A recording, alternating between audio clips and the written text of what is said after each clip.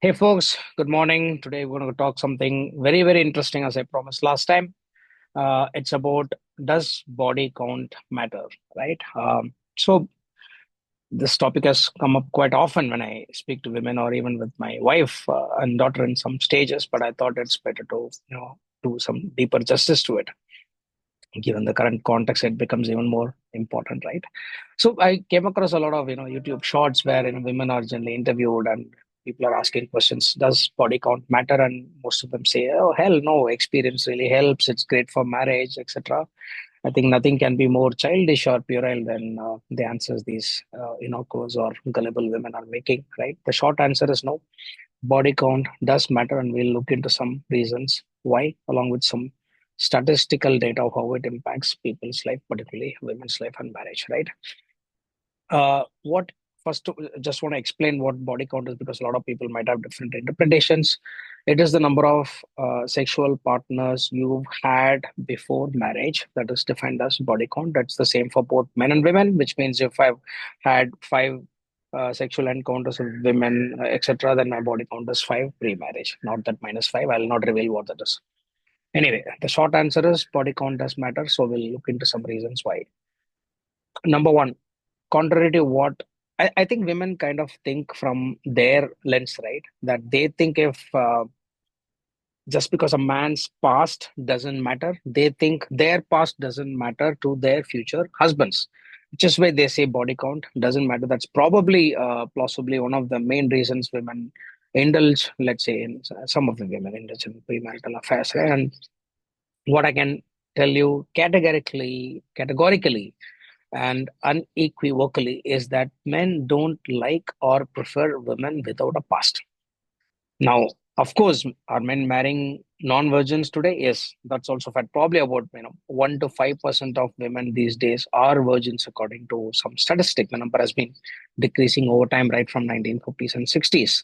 Now, does that mean men don't prefer virgins? No, men still prefer virgins or women with very, very low body count. That's it. If you had very less experiences or sexual experiences before marriage, the higher the value a man is going to give it to you, more than what your educational or uh, career achievements are. Those things don't have as much of high preference as your sexual past and your purity has in general. You may find it hateful or distasteful in current context, but I have to tell you the truth. And if a man says otherwise, no, no, no, it's not that, he's generally lying. That's it. Now, what is your best bet as a woman, right? Because your best bet is not to reveal that you've had a past, which is what most women do. Because let's say you're looking to marry or even have, having an alliance or having a uh, romantic relationship going, you generally don't reveal, right? And again, this is statistically also shown in multiple research that men generally show higher body count than what the reality is, which means, let's say my sexual encounter has been five relationships I've had. I tend to boast and say it is about eight or 10. So generally about 1.5 to 2 times men um, exaggerate it, whereas women downplay it by saying even if they've had five, they'll say, oh, just one boyfriend before, or no, one or two is my body count instead of the actual count. And that itself kind of gives the hint as to whether it matters or not in the society, because women are still judged by the number of sexual encounters you've had. That is how it works. Whether you like it or not, yes, there is double standards. There's no way to no two ways about it.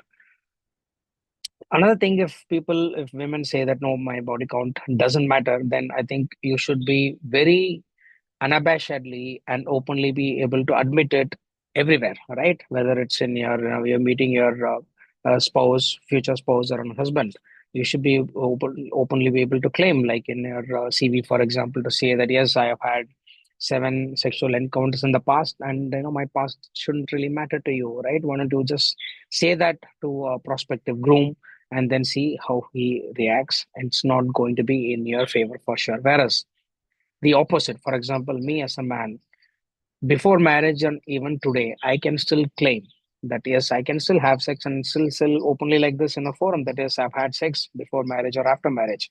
Nothing is People are not going to judge me as harshly as a woman is going to be judged, and it's not going to affect my life really, really bad. Right? Whereas you cannot do that, right? pre-marriage or even post-marriage. It has to be as secretive as possible, unlike it is for a man. Now, what else? The other thing in general, people might think, oh, why does it, why are women harshly judged for having sex before marriage? Yes, we do.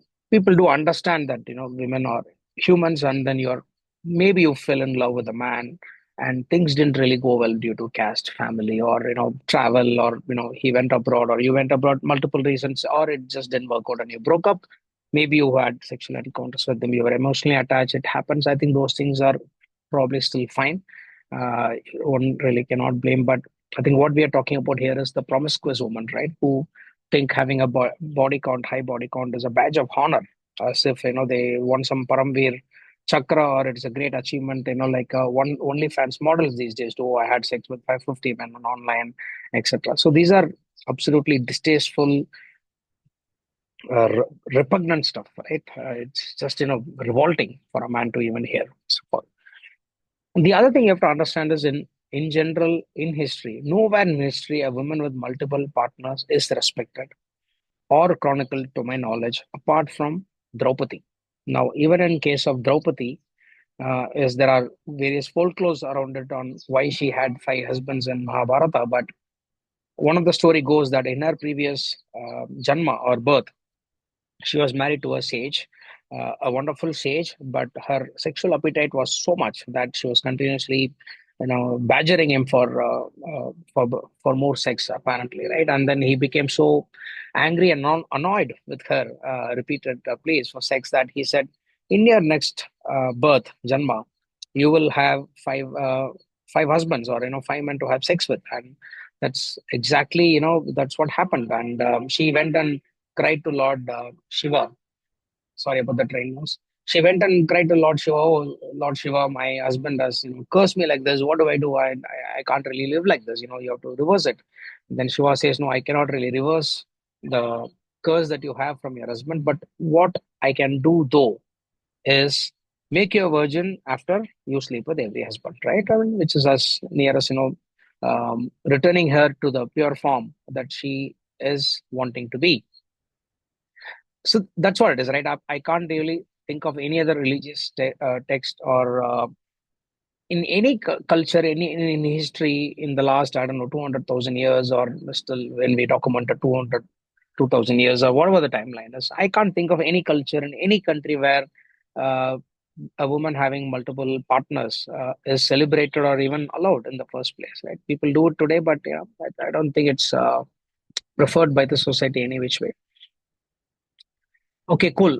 One of the other arguments women might generally have is, rightfully they can actually call some men hypocrites, right? They can say, bloody hell, you guys want to have sex, right? And then you have all the fun, you have multiple things, etc. Where are these women going to pop from?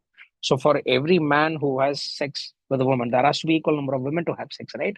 So which means, how is this okay while the other one is kind of not okay and disparaged, right? Valid points. Now, yes, this is a double standard, right? That's why I said that women are judged more harshly, and there are reasons behind it, right? For example, if you look at the Tinder statistics, the top 1 to 5 percentage of men are liked by almost 80-90% of the women, which means in general, due to women's hypergamous nature, they tend to only prefer men with extremely high status and value, right? And those types of men are very far and few, which means they are 1 to 5% of the total populace. Rest of the men, very average men. For example, someone like me who grew up, I had zero sexual encounters, contrary to what I said some time back, right? We are almost invisible to the to beautiful women or even normal women, right? A lot of men are actually sexually starved in most countries, and whatever you see is the top notch men in high-fi clubs, VIP tables, having fancy cars, and let's say most beautiful women around them. They are very, very far and few, and apparently those are the same men who end up having multiple encounters, which kind of skews you to think in a very different way. I wouldn't say delusional, but kind of an inaccurate way of thinking that, oh, a lot of men are having a lot of sex before marriage. That's not true. It's very few percentage of men, again, as usual. Women don't get access to a lot of women, contrary to what the world thinks. Anyway, cool. Now, the other argument against, let's say, things being judged harshly in against your favor in terms of women is that which one is easier, right? For example, who finds it easy to get access to sex? Is it a man or a woman, right? It's very hard for a man to gain access to sex, whereas it's easy for a woman. You can just go barge into a pub or a open area and then say, hey, you know what, I'm a woman who's willing to have sex with me. I would bet that 99 to 100 men would raise their hands out of all 100 there, right? Whereas if I'm a man, I go and stand there and I just raise my hand. I am willing to have sex with a woman. How many of you are ready? Out of 100 women, I can probably bet that, maybe one, even that looks very unlikely, impossible, will raise their hand because they women don't want to be, first of all, known that they're promiscuous, because you yourself know that there is a lot of value attached to it. Secondly, the ease of thing, right? If something is given so easily, it's not of any value, which is why women withhold sex from for all practical purposes. So giving it easy is, not definitely accepted in the society, and even it intrinsically. For example, one of the questions I generally ask women who argue against, let's say, body count that doesn't really matter, for example, right? They'll say, oh, look at my future, I will still love you. We'll come to that part. One question I ask them is, would you be okay to marry if you have a son, and would you be okay to marry him off to a girl who's had, let's say, 5 or 7 sexual encounters pre-marriage knowingly? Would you do that? In most cases, 99 or even 100 percentage of the situations, mother is going to say no, because she knows that's not preferred option for her. Whereas, if you had very less encounters, if you're a virgin, that's even more preferred. Now, I told you we'll be looking at some statistics. I'll share my screen and show you a couple of them as to why it matters for people who still think it doesn't matter. I'm going to show you why. So I'll share a couple of links. Share. Okay, let me share the right document. Hmm, yeah, cool. Sorry, guys. Just hang on. Okay, awesome. Now, let's say, oh my God, struggling with the sharing option. I don't know why. Yeah, I got it now. Hmm, cool. Now, this is from Institute of Family Studies. Let me just, make it big. It analyzes the trend between premarital sex and marital stability. And I'll just summarize to the part that's important. A couple of graphs as well. Women with 10 or more partners were the most likely to divorce, but this came only true in the recent years, in the last 2025. Women with 3 to 9 partners were less likely to divorce than women with 2 partners. Women with 0 to 1 partners were the least likely to divorce. Okay. It also found that, women having multiple sex partners prior to marriage could lead to less happy marriages and increase the odds of divorce. So these are the statistics: distribution of women's premarital sex by marriage cohort, 0 and goes up to 10 plus, and it goes, by decade: 1970s, 80s, 90s, 2000s, and 2010s. As you can see, that 0 to 1, the percentage of people in this cohort, 0 partner and 1 cohort, it's reduced with time from 21% in 1970s to 5% in 2010s, and then from 1 partner in 43. So 40 plus 20, about 65 percentage of the women had 0 or 1 partners in 1970s, versus it is less than half of that number. It's like 27 percentage. A lot of them are end up having more than at least 1 or more partners, which means 22 plus 12 plus 11, that's about more than close to 50 percentage, right? For 34, yeah, 45 percentages having at least 1 to 3 partners. Now, by 2010s, only 5% of the new brides were virgins. I think I mentioned 1 to 2, but roughly this number is true. So this is the statistics when I said about the chances of divorce increases after 5 years of marriage. In general, the marriage tends to last about, average of 7 years in the US, where statistics are recorded really well. So you can see as the number of partners increases, you can see that in 2000s, suddenly there's a big spike in terms of the more the partners, the higher the chances of you getting divorced. Then I also looked at one Medium article in which somebody has covered the same by quoting, and then He is also this title is count. Title it is titled "Do Women with High Body Count Become Bad Wives?" Let's explore the data. Joe Elvin. I'll probably share the link to these two studies for people to go through.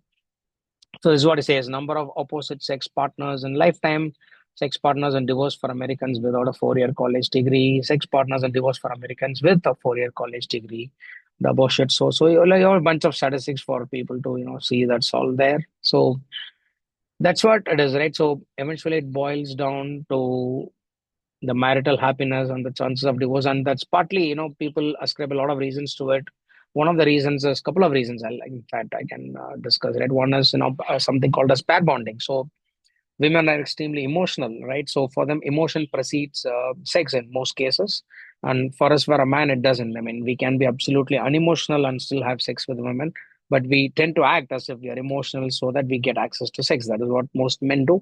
But it is not to say that men are not emotional. They do, they can have emotions and still have sex, but that's not a, what do you call, that's not a preceding factor or a necessary factor for a man to have sex. When for him it can just be like a hobby, unlike what women think. Now, if your marital happiness is going to decrease, if the chances of divorce is going to increase, then definitely having a lot of partners or high body count pre-marriages now is detrimental to your life in general. Right now, there's a lot of other links which I will share in the notes that I've taken. Now, there's another note that I wanted to share. It's pretty, in fact, I'll share it so that we can go. So these are some of the links that I've taken. Counterintuitive trends in the link. High body count is bad for marriage. It's a YouTube video which I'll link. Does body count matter? Another video. And then the odds of divorce are the lowest with 0 to 1 partners, etc. Right. So these are things that I wanted to quickly discuss. Then I'll continue to read from the notes. Without controls, people with premarital partners are 161% more likely to dissolve their marriages compared to people who tie the knot as virgins. In other words, premarital sex increases the chances of divorce between twofold and threefold, right? So some of the questions I've also faced from people is like, how does it play out for a man? I think we should cover it for parity. It was shown in some research that men's premarital relationships had pretty much zero impact or nil effect on marital happiness or satisfaction because men don't give a lot of value to sex, right? That's what everybody knows it. While there are some researchers in which have shown that it does have a small effect and it's not necessarily nil. Uh, Humans, the reasons are very straightforward, right? Whether it's a man or a woman, I'll just cover it from a woman's angle again. Humans tend to bond. As I said, there's an emotional bond and an angle that's getting linked whenever there's physical intimacy between a man and a woman. Uh, Humans form connections pretty well. And when an emotion is mixed with physical intimacy, it's very hard for anyone to forget. Which is why they say that people don't generally forget the first love or the first sex that they have had. It's very difficult for men. Maybe it's more difficult for, let's say, women to forget. We can say that, right? Uh, yeah. Now, I mentioned about pair bonding.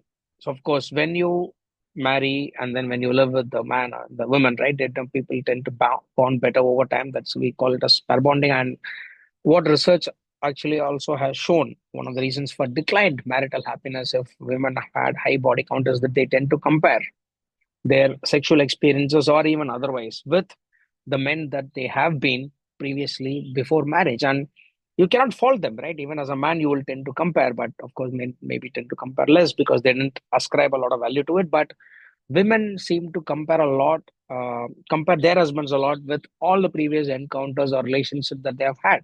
Of course, when you try and pick the best out of the other man that you've had, it tends to put your husband into a slightly negative light compared to what you want him to be. And that kind of puts a strain or a negative impact on your marital happiness, right? Okay, cool. And some of the other reasons I think women generally naively involved in maybe a lot of physical intimacy is because in some primal aspects, I think they just think that a man's life is very carefree, and they want to be like him. That's of course this is my hypothesis. I don't have any research papers to show it, but I've generally seen it. Right, whenever you speak to women, say, "Oh, I wish I was a man next time." I wish I can go out late, like in my whenever I can. I can walk with whatever dress I want to wear and go. So of course these are things that women generally portray. There is a plausible reason that women want to be carefree like a man. They tend to behave like a man, and they think. having multiple sexual partners or sleeping around is probably freedom. Uh, I don't know, or smashing patriarchy, for example. I don't think that's a good decision if women are doing that. And I also think feminism has had a larger role to play. It's kind of emerging very clearly as a trend from 1960s, right? I showed you the graph too, where uh, the percentage of women who remain virgins or having less sexual partners is decreasing with time, right, since 1960s and 70s, and that's about the time when the first and second wave and third wave of feminism even started gaining more stronghold over the society. Less marriages, unhappiness. In fact, there is another article that people have published where it's called the paradox of declining female happiness, which has been declining as feminism has started increasing, which is that's why they call it as a paradox. Okay, so while I don't want to judge people on their choices, whether it's a man or a woman, I do think it's not very difficult to take a stand on this, right? That that promiscuity before marriage for a woman in particular is very, very detrimental to her life, whether you choose to marry or not, right? I mean, of course, we covered a lot from a marital angle, but in most ways, women are more likely to feel used, right? Whereas a man will think that he used somebody, but a woman will likely to feel used, and that's not very good for your mental health in any way. In any case, promiscuity pre-marriage is kind of revolting and very, very disgusting for a man. So if for example, if my wife asks me, "Have you had affairs before marriage?" and I wouldn't bat an eyelid and say, "Yes, I have." Whereas if I ask my wife, she's more likely to not tell me because she knows men care about it. And if she tells me, I might not even marry. As simple as that. So the best chance for you is to not either do it, but if you've had partners before marriage, don't tell your man. Of course, you have to lie. I don't think you have a choice. Yeah, the reason why most men don't talk like this is because they're very scared of getting cancelled in the society because the feminism has a huge stronghold, chokehold on the society right now. That's a fact. We can't help it. Anyway, remember that your actions will have consequences. So, of course, I don't want to judge anyone, but I've also mentioned my stance that I find it quite disgusting to hear. But anyway, it's a free world. It's your body, your choice, and your wish. Cool. I'll see you soon with another topic. I'll let you know when that is. Have a great week. Cheers. Thanks for all the subscriptions. Now my channel has gone to 150 plus. It's been very slow and steady over the last 8 9 months, but I'm fine with it. But if you do like my content, which is quite raw, unedited, and unadulterated, right? It's very straight from the heart. Consider liking, subscribing, and sharing with your friends. I'll see you soon. Cheers.